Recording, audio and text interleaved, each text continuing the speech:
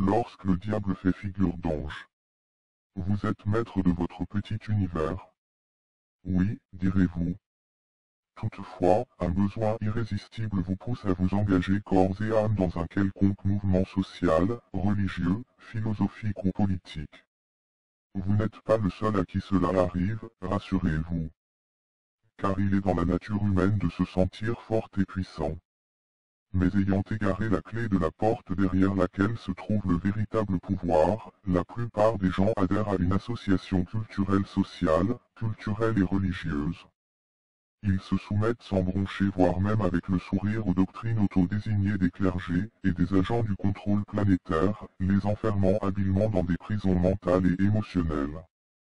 Ce vrai besoin de fausse puissance est un piège tendu par le pouvoir négatif Cal, le Satan des chrétiens, le plus habile prestidigitateur au monde, dans l'obscur dessein de nous attirer et de nous enchaîner aux choses illusoires de son petit royaume d'en bas.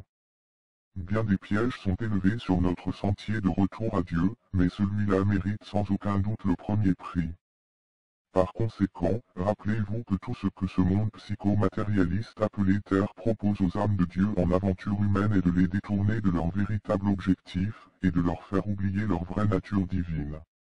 Point n'est plus éloigné de la vérité que de s'imaginer que les leaders à la tête des institutions religieuses, métaphysiques, politiques veulent notre bien spirituel.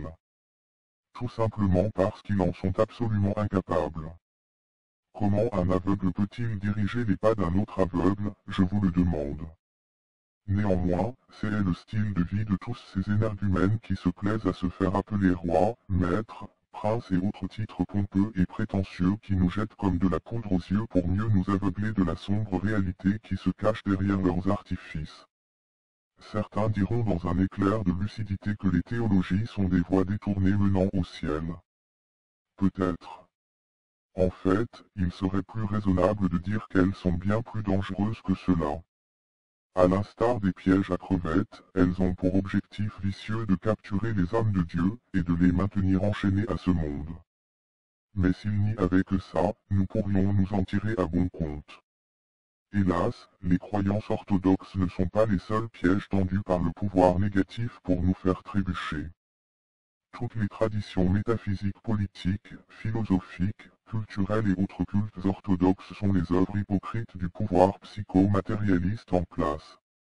En conclusion, apprenez ceci. Les leaders du monde nous veulent du bien, mais seulement en vue de satisfaire leurs propres intérêts égoïstes et malicieux. Ne vous êtes-vous jamais posé ces questions importantes?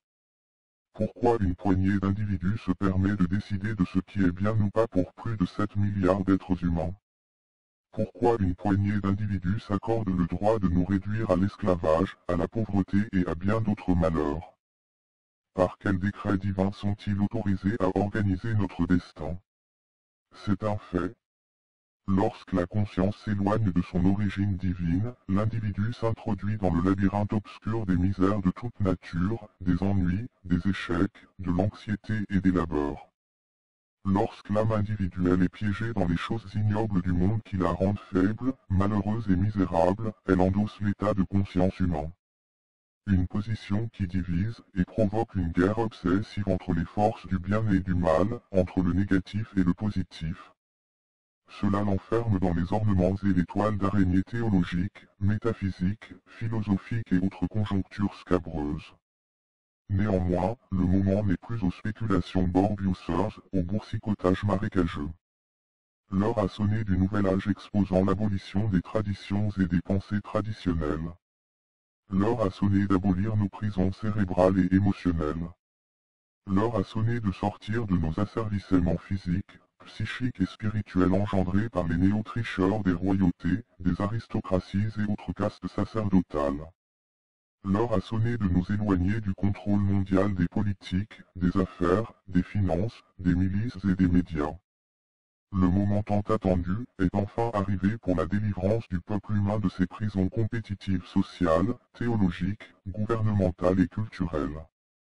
Une date gravant son empreinte dans l'histoire humaine. Une date dévoilant le but suprême de l'âme individuelle, la réalisation du soi, le samadhi. Puis finalement la réalisation de Dieu, le nirvikalpa. NDS. Que les bénédictions soient